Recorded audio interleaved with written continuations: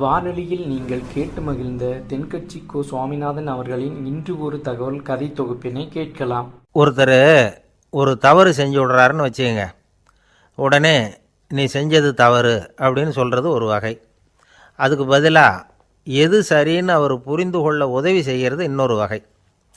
இந்த ரெண்டாவது வகை இருக்குது பாருங்கள், நிர்வாக இயலில் இது ரொம்ப முக்கியம். அலுவலகத்தில் வேலை பார்க்குற ஒருத்தர் முக்கியமாக தெரிஞ்சுக்க வேண்டியது என்ன தெரியுமா?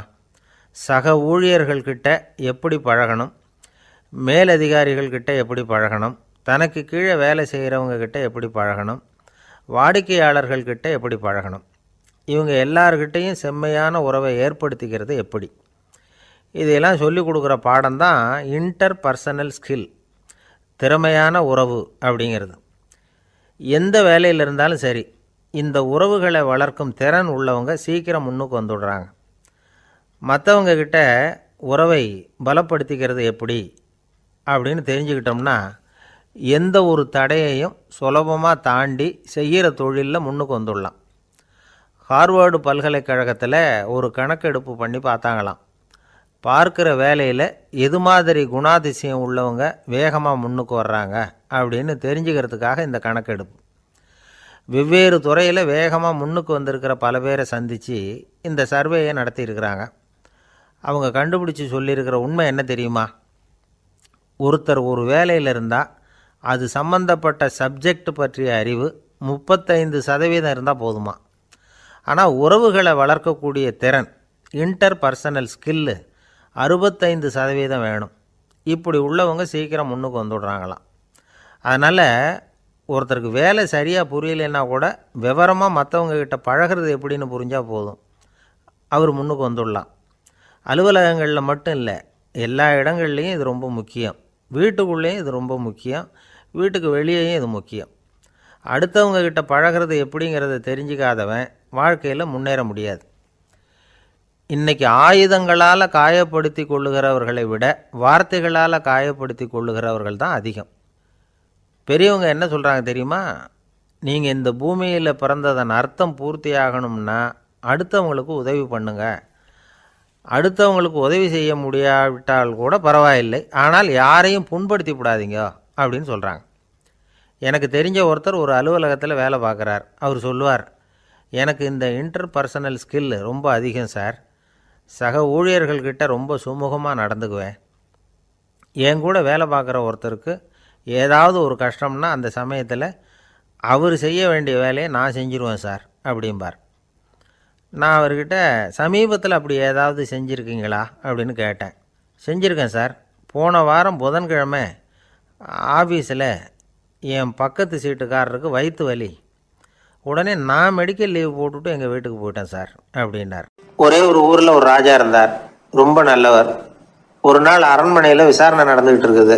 அதில் ஒரு வழக்கு. ஒரு விவசாயி புகார் கொடுக்குறார். என்ன புகார்னா, அவர் வயலில் ஆடுகள் மேய்ஞ்சி பயிரை அழிச்சுட்டுது.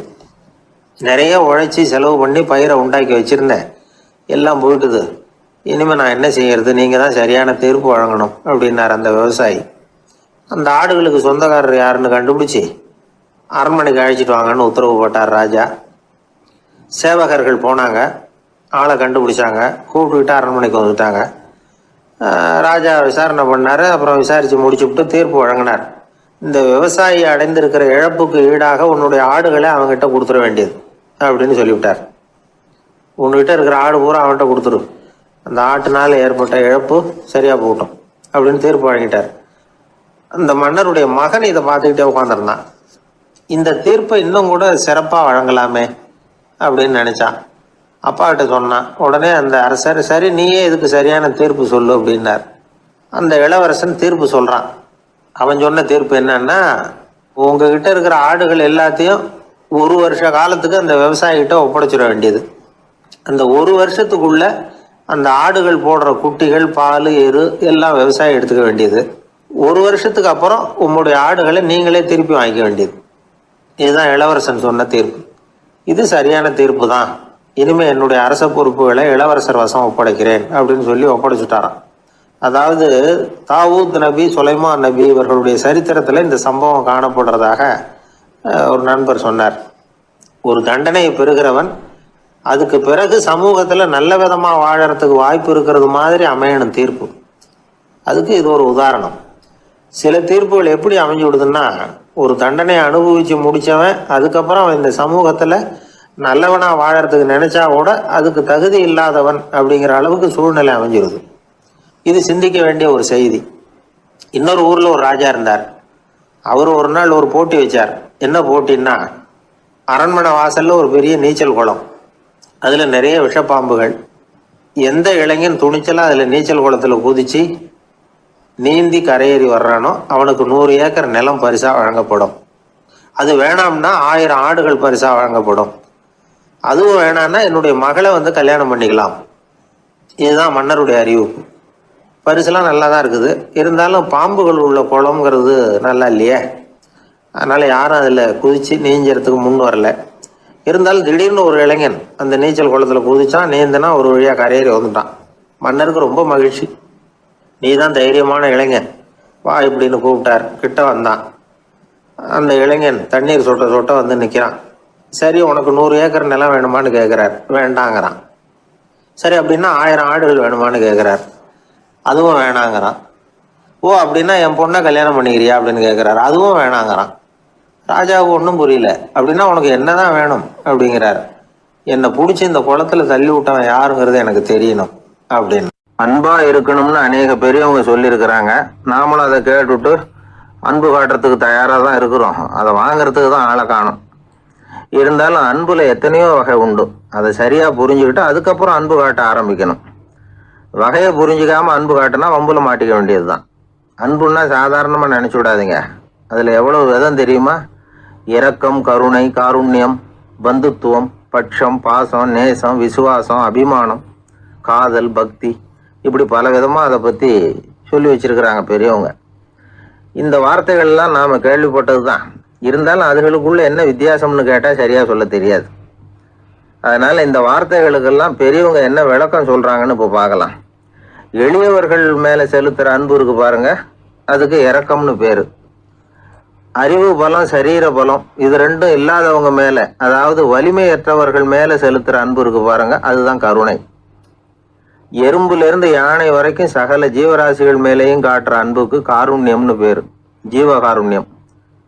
சிவி சக்கரவர்த்தி காட்டின அன்பு இந்த ரகம். உறவினர்கள், சொந்தக்காரங்க, அவங்க வசதியா இருந்தாலும் வறுமையில் இருந்தாலும் வித்தியாசம் இல்லாம காட்டுற அன்பு இருக்கு பாருங்க, அதுக்கு பேரு பந்துத்துவம். ஒரு எஜமானன் வேலையாள்கிட்ட காட்டுற அன்பு இருக்கு பாருங்க, அதுக்கு பேரு தான் பட்சம். அவனும் தன்னை மாதிரி மனுஷன்தாங்கிற நினைப்பு வேணும். ஒரு தாய் தன்னுடைய குழந்தை மேல, ஒரு குழந்தை தன்னுடைய தாய் மேல செலுத்துற அன்புக்கு பாசம்னு பேரு. ஈருடல் ஓர் உயிர்னு நினைக்கிறது இது. ராமரும் கௌசலையும் இதுக்கு உதாரணம். தம்மை ஒத்த நண்பர்கள் கிட்ட செலுத்துற அன்புக்கு நேசம்னு பேரு. வயசு, செல்வம், அந்தஸ்து, இந்த வித்தியாசமெல்லாம் பார்க்காம அவங்க சுக துக்கத்துல சமபங்கு எடுத்துக்கிறது இது. கிருஷ்ணன் குசேலர்கிட்ட காட்டினது இந்த ரகம். வேலை செய்யறவன் முதலாளி கிட்ட காட்டுற அன்புக்கு விசுவாசம்னு பேரு. தேசத்து மேலேயும் தாய்மொழி பேர்லையும் செலுத்துற அன்புக்கு அபிமானம்னு பேரு. தேசாபிமானம்னு சொல்றமே இதுதான். ஒரு கணவன் மனைவி பேர்ல காட்டுற அன்புக்கு காதல்னு பேரு. கடவுள் பேர்ல செலுத்துற அன்புக்கு பக்தின்னு பேரு. இப்படி அன்புல பல ரகம் இருக்கிறப்போ அதுல உள்ள வித்தியாசம் தெரியாம இடம் மாத்தி அன்பு காட்டினா இடைஞ்சல் தான். சரி, இந்த அன்பை பத்தி விஞ்ஞானம் என்ன சொல்லுது தெரியுமா? இதயத்தை பாதுகாக்கிறதுக்கு முக்கியமா தேவைப்படுற ஒண்ணு இந்த அன்பு தான்னு சொல்லுது. நெதர்லாந்து விஞ்ஞானிகள் இதை ஆராய்ச்சி பண்ணியே கண்டுபிடிச்சிருக்கிறாங்க. கொஞ்சம் முயல் குட்டிகளை 2 பிரிவா பிரிச்சாங்க. 2 குரூப்புக்கும் கொழுப்பு அதிகமா உள்ள ஆகாரத்தையே கொடுத்துட்டு வந்தாங்க. ஆனா ஒரு குரூப்புக்கு வெறுமன ஆகாரத்தை கொடுத்ததோட சரி, இன்னொரு குரூப் முயல்களுக்கு ஆகாரம் கொடுத்ததோட நிறுத்திக்கல. அதுக்கு முன்னாடி கூண்டுகளை திறந்து விட்டு முயல்களை கொஞ்ச நேரம் எடுத்து கொஞ்சி விட்டு அதுக்கப்புறமா ஆகாரம் கொடுத்தாராம் ஆராய்ச்சியாளர். இந்த குரூப்புக்கு இதய பாதிப்பு 60% குறைச்சலா இருந்துதான். சில நோயாளிகளுக்கு ஹார்ட் அட்டாக் வந்தாலும் அதை தாங்கிக்கிட்டு குணமாகிற சக்தி அதிகமா இருக்குது. இது எப்படின்னு ஆராய்ச்சி பண்ணி பார்த்துருக்குறாங்க. அவங்கெல்லாம் மனைவி தன் பேர்ல ரொம்ப அன்பா இருக்கிறதாக நினைக்கிறவங்களா இருக்கிறாங்களாம். இதய நோயாளிகள் பல பேரை சந்திச்சு இதய நோய் ஏற்பட என்ன காரணம்னு கேட்டிருக்கிறாங்க. அவங்க சொன்ன காரணம்லாம் சாப்பாடு சம்பந்தமா இல்லையா, மனைவி அன்பா இல்லை, இப்படிப்பட்ட காரணத்தை தான் சொல்றாங்களாம். அதனால இதயத்தை பாதுகாக்கணும்னு நினைக்கிறவங்க அடுத்தவங்க அன்பா இருக்கிறது மாதிரி பார்த்துக்குங்க, அதுதான் முக்கியம். ஒருத்தர் முகம் பூரா பிளாஸ்டரி போட்டுக்கிட்டு வந்தார், ரொம்ப கோபமா. என்னங்க ஆச்சுன்னு விசாரிச்சேன். எல்லாம் உங்களால தான் சார்னார். விவரமா சொல்லுங்களேன். என்ன உங்க தகவலை கேட்டுட்டு ஒரு பூனைக்குட்டியை கையில எடுத்தேன், அன்பா அதை தடவி கொடுக்கறதுக்காக. ஆனா அது முந்திக்கிட்டது, அது என் முகத்தை தடவி கொடுத்துட்டுது. முகம் பூரா நகை கீறல், அதுதான் இப்படி அப்படின்னார். அன்புல அறிவு சேராததுனால வந்த கோளாறு இது. சீடன் வெளியூர் புறப்படுறதுக்கு தயாரா இருந்தான். ரொம்ப தூரம் போக போறான். திரும்பி வர நாளாகும். புறப்படுறதுக்கான ஆயத்த வேலைகள்ல ஈடுபட்டு இருந்தான். அந்த சமயம் பார்த்து இன்னொரு சீடன் அவங்கிட்ட வந்தான். நம்ம குரு உன்னை அழைச்சிட்டு வர சொன்னார், வா அப்படின்னு கூப்பிட்டான். இவன் உடனே புறப்பட்டு போனான். குருநாதரை பார்த்தான். அவர் காலில் விழுந்து வணங்கினான். வணங்கிவிட்டு எழுந்திரிச்சான். அவ்வளவுதான். குரு ஏதாவது உபதேசம் பண்ணுவாருன்னு எதிர்பார்த்தான். ஆனா நடந்தது என்ன தெரியுமா? குரு அவனுக்கு ஓங்கி ஒரு அடி கொடுத்தார். எதிர்பாராம இந்த அடியை வாங்கினதும் அந்த சீடன் அதிர்ந்து போயிட்டான். பக்கத்துல இருந்த மற்ற சீடர்களும் திகைச்சு போய் நின்னுட்டாங்க. அடி வாங்கின சீடனுக்கு மனசுக்குள்ள குழப்பம். நாம என்ன தப்பு பண்ணணும்? புறப்படுற நேரத்துல இப்படி குரு கிட்ட அடி வாங்குற மாதிரி ஆயிட்டுதே அப்படின்னு நினைச்சு மனசுக்குள்ள ரொம்ப வேதனைப்பட்டான். கொஞ்சம் துணிச்சலை வரவழைச்சுக்கிட்டு குருநாதர்கிட்டயே கேட்டுட்டான், சுவாமி, நான் என்ன தப்பு பண்ணினேன்? என்ன இப்படி அடிச்சுட்டீங்களே? ஒரு வார்த்தை கூட உங்களை எதிர்த்து நான் பேசினது இல்லையே. இவ்வளவு காலமா உங்க விருப்பத்துக்கு விரோதமா ஒரு காரியம் கூட நான் செஞ்சது இல்லையே. வந்ததும் வராததுமா ஒண்ணுமே சொல்லாம என்ன அடிச்சுட்டீங்களே. குருவே, நான் செஞ்ச குற்றம் தான் என்ன அப்படின்னு கண்ணீரோட பரிதாபமா கேட்டானா அந்த சீடன். ஆனா அந்த குரு முகத்துல கொஞ்சம் கூட கோபம் இல்லை. அவர் சிரிச்சுக்கிட்டே நின்றுகிட்டு இருந்தாராம். அதுக்கப்புறம் சொன்னாராம், என்னுடைய அருமை சீடனே, நீ ஒரு தவறும் பண்ணல. நான் உன்னை அடிச்சது நீ ஏதோ தப்பு பண்ணிவிட்டேங்கிறதுக்காக இல்லை. நீண்ட பயணம் போக போற, ஞாபகமா ஏதாவது கொடுத்து அனுப்ப வேணாமா? நீ ஞானம் பெற்ற பிறகுதான் திரும்பி வர போறேங்கிறது எனக்கு தெரியும். அதுக்கு பிறகு உன்னை வந்து அடிக்க முடியுமா? அதனால இப்ப கிடைச்சிருக்கிற இந்த வாய்ப்பை பயன்படுத்திக்கிட்டேன். அப்போதைக்கு இப்பவே அடிச்சுட்டேன், அவ்வளவுதான், வேற ஒண்ணும் இல்லை அப்படின்னாராம். குரு சிரிச்சுக்கிட்டே இப்படி சொல்றார். இருந்தாலும் இதுவும் ஒரு உபதேசம் தான். அதிர்ச்சிகளால விழிப்படைய வைக்கிறதும் ஒரு வழிதான். இது ஜென் வழி. பெரும்பாலும் அதிர்ச்சியின் மூலமாகவே ஞான தரிசனத்தை அருள்கிறவர்கள் தான் ஜென் குருமார்கள். நம்ம தியானம் தான் ஜென். இந்தியாவிலிருந்து இது சீனாவுக்கு போய் கொஞ்சம் பேர் மாறி வளம் பெற்று ஜப்பான்ல ஜென் ஆகி வளர்ந்துருக்குது, அவ்வளவுதான். ஜென்கிறது தியானம். எதை நினைச்சும் தியானிக்கிறது இல்லை, எல்லாத்துலயும் தியானம் இருக்கிறதா சொல்லுது ஜென். பேசுறது, இருக்கிறது, நடக்கிறது, சாப்பிடுறது, சிரிக்கிறது, தூங்குறது, தொழில் செய்யறது அல்லது சும்மா இருக்கிறது எல்லாமே தியானம் தான். ஜென்கிறது ஒரு சுய தரிசனம், தன்னைத்தானே அடையாளம் கண்டுகொள்ளுகிறது தான். அது இல்லாத எதையும் தேடி கண்டுபிடிக்கிறது இல்லை. சென் மார்க்கத்தை பத்தி ஓஷோ என்ன சொல்றாரு தெரியுமா? காணாமல் போன தன்னுடைய மூக்கு கண்ணாடி தன்னுடைய மூக்கின் மேல் இருப்பதை கண்டுகொள்வது போன்றது சென் அப்படிங்கிறார். நம்மால் இன்னொருத்தர் முகத்தை ரொம்ப நேரமா உத்து பார்த்துக்கிட்டு இருந்தார். என்ன பாக்குறீங்கன்னாரு அவரு. நீங்க போட்டிருக்கீங்களே மூக்கு கண்ணாடி, அதை தான் பாக்குறேன்னாரு இவரு. நீங்க அப்படி பாக்குறதுக்கு விசேஷ காரணம் ஏதாவது உண்டான்னு கேட்டார் இவர். உண்டுன்னார். என்னன்னு கேட்டார். நேத்திக்கு காணாம போன என்னோட மூக்கு கண்ணாடி அது அப்படின்னாராம் இவர். எனக்கு ஒரு நண்பர், அவர் ஒரு வழக்கறிஞர். ஒரு நாள் அவர்கிட்ட பேசிக்கிட்டு இருந்தேன். அப்ப கேட்டேன், ஏன் சார் நீங்கள்லாம் கோர்ட்ல வாதாடுறப்போ கருப்பு நிற அங்கி அணியிறீங்களே, அதுக்கு என்ன காரணம்? சட்டத்துக்கும் கருப்பு கலருக்கும் என்ன சம்பந்தம் அப்படின்னு கேட்டேன். அது ஒரு சுவாரஸ்யமான கதைன்னார் அவர். சொல்லுங்களேன் அப்படின்னு அவர் சொன்னார். கிபி 1694 வருஷத்துல இங்கிலாந்து அரசி 2வது மேரிங்கிறவர் இறந்து போனார். அந்த ராணியோட கணவர் 3ஆம் வில்லியம், அவரு ஒரு உத்தரவு போட்டாராம். அரசியோட மறைவுக்கு அனுதாபம் தெரிவிக்கிற வகையில வழக்குரைஞர்கள் எல்லாரும் கருப்பு நிற அங்கி அணியணும் அப்படின்னு. அன்னைக்கு ஆரம்பிச்ச அந்த பழக்கம் அதுக்கப்புறம் மாறவே இல்லையாம், இன்னைக்கும் தொடருது. வழக்குரைஞர்கள்லாம் முதல்ல கருப்பு அங்கி மட்டும்தான் அணிஞ்சாங்களாம். அதுல ஒரு சின்ன சங்கடம். ஏற்கனவே உடம்பு கருப்பா இருக்கிறவங்க அதுக்கு மேல கருப்பு ட்ரெஸ் வேற போட்டுக்கிட்டா முகம் பளிச்சுன்னு தெரியாது இல்லையா? அதனால முகம் பளிச்சுன்னு தெரியறதுக்காக அவங்கெல்லாம் வெள்ளை நிற பட்டியை அணிய ஆரம்பிச்சாங்களாம். இப்படிதான் இங்கிலாந்துல அந்த பழக்கம் ஆரம்பமாயிருக்குது. அந்த சமயத்தில் இந்தியாவை ஆண்டது வந்து பிரிட்டிஷ்காரங்க தானே, அதனால இங்கேயும் அந்த பழக்கம் அப்படி நடைமுறைக்கு வந்துட்டுது. அதே மாதிரி சர்ச்சிலின் மூதாதையரான மார்ல்பரோ பிரபுவின் ஞாபகார்த்தமாக நீதிபதிகள் வந்து இந்த வெள்ளை குள்ளாய் அணிகிற முறை வந்து பழக்கத்துக்கு வந்துதான். இதுதான் என்னுடைய நண்பர் சொன்ன தகவல். இங்கிலாந்தில் நீதிமன்றம்ங்கிறது ரொம்ப மதிப்புள்ளது. அந்த அளவுக்கு சட்டத்துக்கு அங்கே மரியாதை. அங்கே நடந்த ஒரு சுவாரஸ்யமான நிகழ்ச்சியை ஒரு சகோதரி எழுதி அனுப்பியிருந்தாங்க. அவங்க அப்பா நீதித்துறையை சேர்ந்தவரா, அவர் சொன்னதான் இது. அவங்க எழுதி அனுப்பியிருந்த விஷயம் என்னென்னா, அங்கே வந்து ஒரு கேஸில் ஒரு முக்கியமான தீர்ப்பு வழங்க வேண்டி இருக்குது. ஜட்ஜு, பாரட்லா படித்த பெரிய பெரிய வக்கீல்கள், ஜூரி எல்லாருமா கூடி அந்த கேஸை பற்றி விவாதிக்கணும். சுமாராக 40 பேர். இதுக்காக கோர்ட்டு ஹாலில் விசேஷ சேம்பரில் நுழையிறதுக்கு முன்னாடி அவங்கெல்லாம் தங்களுடைய கோட்டு தொப்பி எல்லாத்தையும் கழட்டி அங்கே நின்றுக்கிட்டு இருந்த ஒரு அட்டெண்டர்கிட்ட கொடுத்துட்டு உள்ளே போனாங்க. அந்த ஆள் படிக்காதவர். அவர் ஒவ்வொருத்தர் கொடுக்குறதையும் வாங்கி அங்கே அப்படியே ஒரு இடத்துல அடுக்கி வைக்கிறார். அப்படியே வாங்கி உள்ளே வச்சுக்கிட்டு இருக்கிறார் ஒவ்வொரு இடத்துல. அது அவரோட வேலை. உள்ளே போன ஜட்ஜி, வக்கீல், ஜூரி எல்லாரும் ரொம்ப நேரமாக அந்த கேஸை பற்றி விவாதிக்கிறாங்க. ஒரு நாள் பூரா ஆயிட்டுது. அவ்வளவு தீவிரமாக அக்கு வேறு ஆணி வேறையை பிச்சு உதறி இருக்கிறாங்க. ஒரு வழியாக 13 மணி நேரம் கழித்து வெளியில் வந்திருக்கிறாங்க.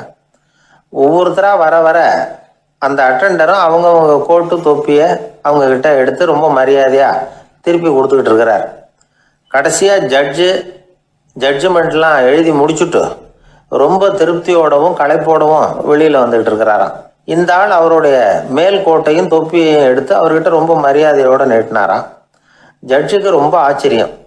இந்த ஆள் எப்படி இவ்வளவு பேரோட கோட்டு தொப்பி எல்லாத்தையும் ஞாபகம் பேசாமல் திருப்பி கொடுக்குறார் அப்படிங்கிறது அவருக்கு ஆச்சரியம். அதனால் அவர் அந்த ஆளை பார்த்து கேட்டாராம், ஏப்பா இந்த கோட்டை கொடுக்குறியே, இது என்னோடது தானா, என்னோடது தான்னு உனக்கு எப்படி தெரியும் அப்படின்னாராம். இதுக்கு அந்த பியூனு ரொம்ப பதவிசா பதில் சொன்னாராம், ஐயா இந்த கோட்டு ஹேட்டை வந்து உங்ககிட்ட வாங்கி மாட்டினேன், இப்போ திரும்ப உங்ககிட்ட தரணும், தந்துட்டேன், இதுதான் என்னோட வேலை. மற்றபடி இது உங்களோடதா இல்லையா அப்படிங்கிறதெல்லாம் எனக்கு தெரியாதுங்க அப்படின்னார். ஊரில் ஒரு ஞானி இருந்தார். ஒரு நாள் அவரை தேடிட்டு ஒருத்தர் வந்தார். வந்தவர் ஞானியை பார்த்து ஒரு கேள்வி கேட்டார். ஐயா உங்களுடைய சாதனை என்ன? இதுதான் அவர் கேட்ட கேள்வி. இதை கேட்டதும் அந்த ஞானி நிமிர்ந்து இவரை பார்த்தார். அப்புறம் சொன்னார், அது ஒன்றும் பெரிய விஷயம் இல்லை, அது ரொம்ப எளிமையான ஒன்று. எப்போ எனக்கு பசிக்குதோ அப்போ நான் சாப்பிட்ருவேன், எப்போ எனக்கு தூக்கம் வருதோ அப்போ நான் தூங்கிடுவேன், அவ்வளவுதான் அப்படின்னார். கேள்வி கேட்டவர் ஒரு மாதிரி ஆயிட்டார். ஐயா இதே தானே நாங்களும் செய்கிறோம், இதுல என்ன அதிசயம் இருக்கு அப்படின்னார். இப்போ அந்த ஞானி சொன்னாராம், இங்கே தான் நீங்கள் தப்பு பண்ணுறீங்க அப்படின்னாராம். அப்படியான்னாரு இவர். ஆமாம் அப்படின்னாராம். நீங்கள் செய்கிற தவறு எனக்கு புரியுது. ஏன்னா நான் வந்து உங்களை மாதிரி நான் வந்து வாழ்ந்து பார்த்துருக்குறேன். அதனால என்னுடைய அனுபவத்தில் உங்களுக்கும் எனக்கும் உள்ள வித்தியாசத்தை உணர முடியுதுன்னாராம். என்ன சொல்றீங்க, எனக்கு ஒன்றும் புரியலையேன்னாரா இவர். இதை பாருங்க, சாப்பிட்றதுங்கிறது நாம 2 பேருக்கும் பொதுவான ஒரு காரியம்தான். ஆனா நீங்க சாப்பிட்றதுக்கும் நான் சாப்பிட்றதுக்கும் வித்தியாசம் இருக்கு அப்படின்னாராம். என்ன வித்தியாசம்னு கேட்டிருக்கார். நீங்க பசி இல்லாத பொழுது சாப்பிட்றீங்க, இப்போ சாப்பிட்ற நேரம் வந்துட்டுது அப்படிங்கிறதுக்காக சாப்பிட்றீங்க. சாப்பாடு ருசியா இருக்கு அப்படிங்கிறதுக்காக சாப்பிட்றீங்க. எது தேவைங்கிறது தெரியாம சாப்பிட்றீங்க. அது மாதிரி தூக்கமும் உங்களுக்கு ஒரு பழக்கமா போட்டுது. இப்போ இது தேவையா இல்லையா அப்படிங்கிறத பத்தி நீங்க யோசிச்சு பாக்குறது இல்ல. சாப்பிடும் பொழுது 1000 வேலைகளை மனசுல நினைச்சுக்கிட்டு இருப்பீங்க, அதனால அது சாப்பிடுதலா இருக்காது. அதே மாதிரி நீங்க தூங்கும் பொழுதும் அது தூங்குதலா இருக்காது. ஏகப்பட்ட கனவுகள் வரும். உங்க மனசு மேலும் மேலும் கனவுகளை உருவாக்கி கொண்டே இருக்கும். அதனால எனக்குள்ள நடக்கிறது வேற மாதிரி, நீங்க நினைக்கிற மாதிரி இல்ல. எனக்குள்ள நடக்கிறது எப்படின்னா, நீங்க செய்யறது மாதிரி இல்ல. தூக்க உணர்வு வந்த உடனே தூங்குதல் மட்டுமே நடைபெறும். அதுதான் என்கிட்ட நடக்கிறது அப்படின்னாராம் அந்த ஞானி. இப்போ வித்தியாசம் புரியுதா? அந்த ஞானி சாப்பிட்றத அனுபவிக்கிறார், அது எக்ஸ்பீரியன்ஸ். நாம அப்படி இல்லை, மனம் போன போக்கில் சாப்பிட்றோம். இது இன்டெலிஜிங். இது ரெண்டுலேயும் வந்து செயல்ல வேறுபாடு இல்லை, விழிப்புணர்வுல தான் வேறுபாடு இருக்கு. அவர் சாப்பிடும் பொழுது ஒரு சாட்சி மனோபாவத்தோட சாப்பிடுறார். எவ்வளவு தேவையோ அவ்வளவுதான் சாப்பிட்றாரு. ஏன்னா அவருடைய விழிப்புணர்வு முழுமையா செயல்படுது. அதனால அவர் சாப்பிடும் பொழுது நம்மை விட மகிழ்ச்சியா இருக்கிறார். நாம அப்படி இல்லை, வயிற்றை நிரப்புறதுக்காக சாப்பிடுறோம். இன்னும் சொல்ல போனா சாப்பிடும் பொழுது நாம அங்கேயும் இருக்கிறது இல்லை, எங்கேயோ போயிடுறோம். உடம்பு மட்டும்தான் அங்க இருக்கும். ஆனா ஞானி அப்படி இல்லை. அவர் சாப்பிடும் பொழுது சாப்பிடுதல் மட்டுமே இருக்கும். எந்த ஒரு செயலையும் விழிப்புணர்வோட செய்யலாம், மனம் போன போக்கிலையும் செய்யலாம். விழிப்புடன் செய்யறப்போ செய்யும் செயல் நம்ம அனுபவமாகிறது, அவ்வளவுதான். இதெல்லாம் பெரிய தத்துவம் மாதிரி தெரியும். இருந்தாலும் நாம புரிஞ்சுக்க வேண்டியது என்னன்னா, எந்த காரியத்தை செஞ்சாலும் அதுல முழு ஈடுபாடு வேணுங்கிறது முக்கியம். அந்த அளவுக்கு முதல்ல நம்மளை மாத்திக்கிட்டா போதும். ஆனா நம்ம ஆளுங்க அந்த அளவுக்கு இருக்கிறது இல்ல, எல்லாமே அரைக்குறை தான். கேட்டா ஞாபகம் மருதி. ஒருத்தன் என்ன பண்ணானா, விமான டிக்கெட் வாங்கிக்கிட்டு ரயில்வே ஸ்டேஷனுக்கு வந்துட்டான். அப்புறம் தான் புரிஞ்சுது தவறுதெல்லாம் இங்க வந்துட்டோங்கிறது. உடனே அவசரமா விமான நிலையத்தை நோக்கி ஓடி இருக்கிறான். அங்க போய் கவுண்டர்ல கேட்டிருக்கான், மேடம் நான் தவறுதலா ரயில்வே ஸ்டேஷனுக்கு போயிட்டேன், இப்ப விமானத்தையும் தவற விட்டுட்டேன், அடுத்த பிளைட்ல எனக்கு இதை மாத்தி தர முடியுமான்னு கேட்டிருக்கான். முடியாதுன்னாங்களாம் அந்த அம்மா. ஏன்னு கேட்டானா, ஏன்னா இப்ப நீங்க வந்திருக்கிறது பஸ் ஸ்டாண்டு அப்படின்னாங்களாம். மனிதர்கள்ல சில பேரு ரொம்ப வித்தியாசமா நடந்துக்குவாங்க. மற்றவங்களுக்கு அது ரொம்ப ஆச்சரியமா கூட இருக்கும். அந்த ஆள் ஒரு மாதிரி பார்த்து நடந்துக்கோ அப்படின்னு கூட சொல்றது உண்டு. இவங்களை பார்த்து நாம பித்து குளியும்போம். உளவியல் இவங்களை எக்ஸென்ட்ரிக்ஸ் அப்படின்னு சொல்லுது. இவங்களை மனநோயாளிகள்னு தவறா புரிஞ்சுக்க கூடாது. அவங்க வேற இவங்க வேற. எக்ஸென்ட்ரிக்ஸ் பத்தின சில விவரங்கள் ஒரு புத்தகத்துல இருக்கு. அதாவது ஸ்காட்லாந்துல ஒரு உளவியல் மருத்துவர் அதை எழுதியிருக்கிறார். அவர் பேரு டாக்டர் டேவிட் வீக்ஸ். அவருக்கு ஒரு உதவியாளர் இருந்தாராம். அவர் பேரு கேட் வுட். இவங்க 2 பேரும் சேர்ந்து இங்கிலாந்து பூரா சுத்தி பார்த்துருக்காங்க. 3 வருஷம் சுத்தினாங்களாம். நான் சொன்னது மாதிரி ஒரு மாதிரியா இருக்கிற ஆசாமிகள் பல பேரை சந்திச்சு பேசி அவங்கள பத்தி ஆய்வுலாம் நடத்தி இருக்கிறாங்க. அப்படி நடத்தி அதை ஒரு புஸ்தகமா எழுதியிருக்கிறாங்க. நிறைய பேசி பார்த்துட்டு அவங்க சொல்லியிருக்கிறத கேட்டா ரொம்ப ஆச்சரியமா இருக்குது. நாம இவங்களை பார்த்து பித்துக்குழிங்கிறோம், எக்ஸென்ட்ரிக்ஸ் அப்படின்னு சொல்றோம், கிண்டல் கூட பண்றோம். ஆனா அவங்களோட அறிவு ரொம்ப தெளிவானதான். இந்த ஆராய்ச்சியாளர்கள் சொல்றாங்க. அவங்க உடல் நலமும் ரொம்ப நல்லா இருக்குதான், உடம்புலயும் எந்த கோளாறும் இல்லையா. அவங்களுக்கு மகிழ்ச்சியும் அதிகமா, ஆயுளும் அதிகமா. அவங்கள பல பேர் என்ன சொல்றாங்கன்னா, நீங்க நினைக்கிறது மாதிரி இல்லை நாங்க, ஆனா நாங்க மற்றவங்கள்ல இருந்து வேறுபட்ட தன்மை உள்ளவங்க அப்படிங்கிறத ஒத்துக்கிறாங்களாம். இந்த உலகம் பிறந்ததுல இருந்தே இப்படிப்பட்ட வித்தியாசமான ஆசாமிகளும் பிறந்திருக்கிறாங்க. சரி, அப்படிப்பட்டவங்க எப்படி இருப்பாங்க? இப்ப ஒரு மகாராஜா தன்னோட நாய்க்கு லட்சக்கணக்கில் பணம் செலவு பண்ணி கல்யாணம் பண்ணி வச்சிருக்கிறார். ஒரு கோடீஸ்வரர் தான் வளர்த்துக்கிட்டு இருந்த பூனைகளுக்கு தன்னோட சொத்து பூராவும் எழுதி வச்சிருக்கிறார். இது மாதிரி ஒருத்தர் 2 பேர் இல்லை, நிறைய பேர் உண்டு. சில பேர் எப்படி தெரியுமா, அவங்களுக்கு வசதியில் எந்த குறையும் இருக்காது. வீடு, காரு, பணம் எல்லாம் தாராளமா இருக்கும். அப்படி இருந்தாலும் அவங்க கிட்ட ஒரு பழக்கம் இருக்கும். யாராவது ஒரு நண்பர் வீட்டு விசேஷத்துக்கு போயிருப்பார், இல்லைன்னா ஒரு கடைக்கு போயிருப்பார். அவங்க ரொம்பவும் மரியாதையா வரவேற்று எல்லாம் பண்ணிட்டு இருப்பாங்க. ஆனா இவரு அவங்களுக்கு தெரியாம ஏதாவது ஒரு பொருளை திருடி பாக்கெட்ல போட்டுட்டு வந்துருவார். அப்படி வந்தாதான் இவருக்கு திருப்தி. பல பேர் அவங்க வளர்த்த பிராணிகளுக்கு பளிங்கு கல்லால சமாதி கட்டி வச்சிருக்கிறாங்க. இப்படிலாம் பண்றாங்க. பல பேர் அவங்களுக்கு பிடித்தமான ஒருத்தர் எப்படியோ அதே மாதிரி தலைமுடி, தாடி வச்சுக்கிறது, உடை உடுத்திக்கிறது, மலை குகையில போய் குடியிருக்கிறது, இப்படி எவ்வளவோ வினோதமான நடவடிக்கைகள். இவங்களெல்லாம் ஆய்வு பண்ணின டாக்டர் வீக்ஸ் என்ன சொல்றாரு தெரியுமா? பொதுவா இவங்க உயர்ந்த புத்திசாலிகளா இருக்கிறாங்க. ஒருமைப்பட்ட மனம், கருமையுமே கண்ணான பண்பு, தனிமையை நாடுற மனப்பான்மை எல்லாம் இவங்களுக்கு உண்டு. அவங்கள பல பேர் அவங்க பெற்றோருக்கு முதல் குழந்தை அல்லது ஒரே குழந்தை இப்படிதான் இருக்கிறாங்க. இது மாதிரியானவங்க பெண்கள் 1 பங்குன்னா ஆண்கள் 2 பங்கு. இவங்கெல்லாம் ஆக்கப்பூர்வமான செயல் செய்யறாங்க. அப்படிப்பட்டவங்களா தான் இருக்கிறாங்க. அடுத்தவங்க கிட்ட அன்பு காட்டுறவங்களா இருக்கிறாங்க, உற்சாகம் ஊட்டுறவங்களா இருக்கிறாங்க. அவங்களுடைய ஆக்கப்பூர்வமான பணிகளுக்கு ஊக்கம் கொடுத்தா அவங்க மன சந்தோஷமும் உடல் நலமும் பெருகும், ஆயுளும் கூடும். இதெல்லாம் அந்த டாக்டருடைய கண்டுபிடிப்பு. பித்துக்குழித்தனத்துக்கும் மனநோய்க்கும் வித்தியாசம் உண்டுங்கிறத சொல்றதுதான் இந்த தகவல்.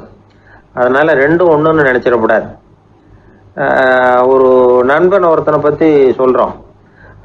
அவன் எந்த வகைன்னு நீங்களே முடிவு பண்ணுங்களேன். அவன் ஒரு கல்யாண வீட்டுக்கு போய் சாப்பிட்டுட்டு வெளியில் வந்தோம். அவன் கூட வெளியில் வந்த உடனே ரொம்ப நேரமாக தன்னோட செருப்பை தேடிக்கிட்டு இருந்தான். என்னப்பா இன்னுமா உன் செருப்பு கிடைக்கல அப்படின்னு கேட்டோம். இல்லை என்னது முன்னாடியே கிடைச்சுட்டுது, அதை விட நல்லதா ஏதாவது கிடைக்குமான்னு பார்க்குறேன் அப்படின்னா அவன். ஒரு தடவை கலைவாணர் NS கிருஷ்ணன் பேராசிரியர் கல்கியை சந்திச்சு பேசிக்கிட்டு இருந்தாராம். கலைவாணர் கல்கியை பார்த்து, எனக்கு கதை எழுத ஆசையா இருக்கு, எப்படி எழுதுறதுன்னு கேட்டாராம். கதை எழுதுறதுக்கு 4 மை வேணும்னாராம் கல்கி. அப்படியா, அப்படின்னா என்னென்ன கலர் மை அப்படின்னு கேட்டிருக்காரு கலைவாணர் சிரிச்சுக்கிட்டே. நான் சொன்னது கலர் மை இல்லை, அது வேற மை. அதாவது கதை எழுதுறதுக்கு தேவைப்படுகிற 4 மை எதுன்னா, 1 திறமை, 2 பேணாமை, 3வது தனிமை, 4வது பொறுமை அப்படின்னாராம். உடனே கலைவாணர், உங்க யோசனை அருமை அப்படின்னாராம். அதுதான் கலைவாணர். பொதுவாக எழுத்தாளர்கள் எழுதுகிற மாதிரி நடந்துக்கிறது இல்லை. ஆனால் கலைவாணர் என்ன சொல்லுவாரோ அதே மாதிரி நடந்துக்குவார். எல்லாருக்கும் எல்லாம் கிடைக்கணுங்கிற கருத்தை சினிமா படங்களில் வலியுறுத்துவார். அதே மாதிரி நடைமுறை வாழ்க்கையிலேயே எல்லாருக்கும் எல்லாமும் கொடுப்பார். பணம், பதவி, புகழ் இப்படி எதுவுமே இல்லாத ஒரு சாதாரண மனுஷனா இருந்தா கூட இவர் மனுஷனுக்கு கொடுக்குற மரியாதையில கொஞ்சமும் குறைச்சல் இருக்காது. இந்த குணம் சாதாரணமா எல்லாருக்கும் இருக்கிறது இல்லை. அவரு சினிமா தியேட்டருக்கு போய் சினிமா பார்க்கறது வழக்கம். அவர் வந்திருக்கிறாருங்கிறது தெரிஞ்சா போதும், வெளியில பிச்சைக்காரங்க வந்து கூடிடுவாங்க. இது அவருக்கு தெரியும். வெளியில நம்மளை நம்பி ஒரு கூட்டம் காத்துக்கிட்டு இருக்குமேன்னு நினைப்பார்.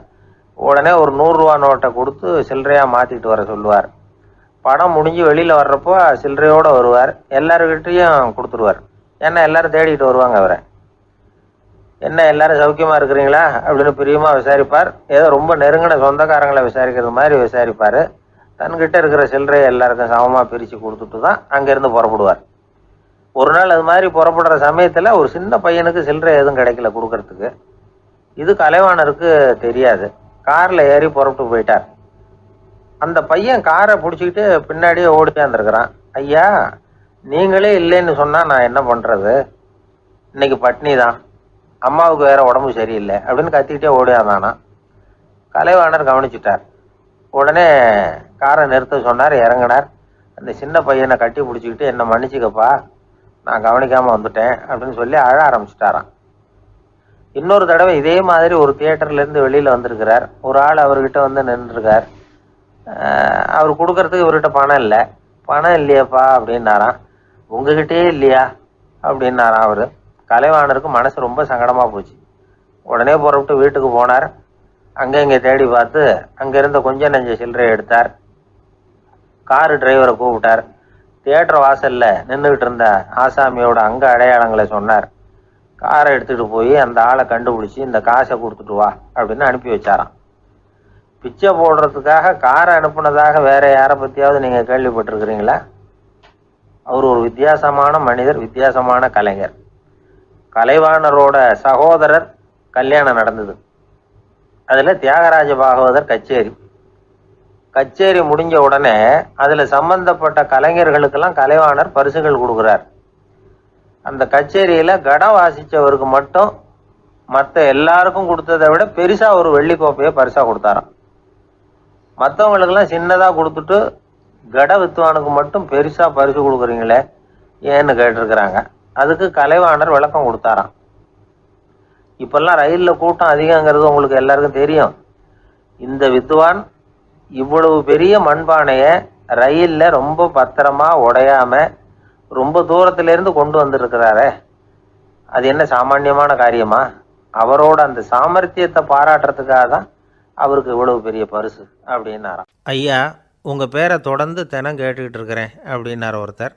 தொடர்ந்து கேட்குறீங்களே, உங்களுக்கு காது வலிக்கலையா அப்படின்னு கேட்டோம். பேசுகிற உங்களுக்கே வாய் வலிக்கலை அப்படிங்கிறப்போ கேட்குற எங்களுக்கு எப்படி காது வலிக்கும் அப்படின்னார். நம்ம உடம்புல ஒரு அதிசயம் என்ன தெரியுமா? ரொம்ப நேரம் நாம் நடக்கிறோம்னு வச்சுக்கோங்க, கால் வலிக்கும். ரொம்ப நேரம் வேலை செஞ்சால் கை வலிக்கும், உடம்பு வலிக்கும். ரொம்ப நேரம் பார்த்துக்கிட்டே இருந்தால் கண்ணு வலிக்கும். ரொம்ப நேரம் பேசிக்கிட்டே இருந்தால் வாய் கூட வலிக்கும். ஆனால் ரொம்ப நேரம் கேட்டுக்கிட்டே இருக்கிறதுனால காது வலிக்கிறது இல்லை. அதனால் கேட்குறதுக்கு முக்கியத்துவம் கொடுத்தாங்க நம்ம பெரியவங்க. திருவள்ளுவர் தேவையில்லாமல் வார்த்தைகளை உபயோகப்படுத்த மாட்டார். ஒரு திருக்குறள்னு எடுத்துக்கிட்டாவே அதில் மொத்தம் 7 வார்த்தைகள், அவ்வளவுதான். அப்படி 7 வார்த்தைகள் மட்டுமே உள்ள ஒரு திருக்குறளில் வள்ளுவர் ஒரே வார்த்தையை 5 தடவை உபயோகப்படுத்தியிருக்கிறார், திரும்ப திரும்ப பயன்படுத்தியிருக்கிறார். அப்படின்னா அதை எந்த அளவுக்கு வலியுறுத்தி சொல்கிறார் அப்படிங்கிறத நாம் புரிஞ்சுக்கணும். அது என்ன குறள்? செல்வத்துள் செல்வம் செவிச்செல்வம், அச்செல்வம் செல்வத்துள் எல்லாம் தலை. செவிச்செல்வம்ங்கிறது அவ்வளவு முக்கியமானது. கற்றலின் கேட்டல் நன்று. அதிகம் கேட்கணுங்கிறதுக்காகத்தான் எவ்வளவு கேட்டாலும் காது வலிக்கிறதில்ல. குறைச்சலாக பேசணும், அதிகமாக கேட்கணும். இன்னொரு விஷயம் கவனிங்க, நம்ம உடம்பில் கண்ணுக்கு மூடி இருக்குது, எதையாவது நாம் பார்க்க விரும்பலைன்னா உடனே கண்ணை மூடிக்கலாம். நம்ம வாய்க்கு மூடி இருக்குது, பேச விருப்பம் இல்லையா, வாய் மூடிக்கலாம். மூக்குக்கு கூட மூடிக்கிற வசதி இருக்குது, எதையாவது முகர விருப்பம் இல்லையா, மூச்சை அடக்கிக்கலாம். ஆனால் பாருங்கள், காதுக்கு மூடி கிடையாது, அதை கையால் தான் மூட முடியும். யார் என்ன சொன்னாலும் அது நல்லதோ கெட்டதோ காதில் விழுந்துக்கிட்டு தான் இருக்கும். அறிவு தான் நல்ல விஷயங்களை எடுத்துக்கிட்டு கெட்ட விஷயங்களை விட்டுடணும். நல்ல கருத்துக்கள் நம்ம காதில் நிறைய விழுந்துக்கிட்டே இருக்கணும், அதை கேட்டு நாம் நல்லபடியாக வாழணுங்கிறது தான் படைப்பின் விருப்பம். ஆன்மீகவாதிகள் கூட ஒன்று சொல்லுவாங்க, அதாவது ஆன்மீக பாதையில் நீங்கள் முன்னேறணும்னா முதல்ல சிரவணம் செய்யணும்பாங்க. அதாவது பெரியவங்க சொல்கிற நல்ல கருத்துக்களை கேட்கணும் அப்படின்னு அதுக்கு அர்த்தம். அதனால் யார் நல்ல கருத்துக்களை சொன்னாலும் அதை காது கொடுத்து கேளுங்க. இவ்வளவு கருத்துக்களையும் நம்ம நேயர் ஒருத்தர்கிட்ட சொல்லிகிட்டு இருந்தோம். அவரும் சரி சரின்னு தலையாடிக்கிட்டே இருந்தார். அப்புறம் சொன்னார், நீங்கள் சொல்கிறது சரிதான் சார், காதுக்கு மூடி இல்லைங்கிறது ரொம்ப சரி, அதனால தான் உங்கள் தகவல் கூட நாங்கள் விரும்புகிறோமோ இல்லையோ தினம் காதில் விழுந்துக்கிட்டு இருக்குது அப்படின்னார். எங்களுக்கு ரொம்ப பெருமையாக இருந்தது. அப்படியா அப்படின்னோம். ஆனாலும் என்ன மாதிரி சில பேர் நீங்கள் தகவல் சொல்கிற சமயத்தில் காதில் மூடி இல்லையேன்னு சொல்லி கவலைப்படுறதில்ல சார் அப்படின்னார். ஏன்னு கேட்டோம். காதை மூடுறதுக்கு தானே வசதி இல்லை, ரேடியோவை மூடுறதுக்கு வசதி இருக்குதுல்ல, அதனால் டக்குன்னு அதை மூடி வச்சுருவோம் அப்படின்னார்.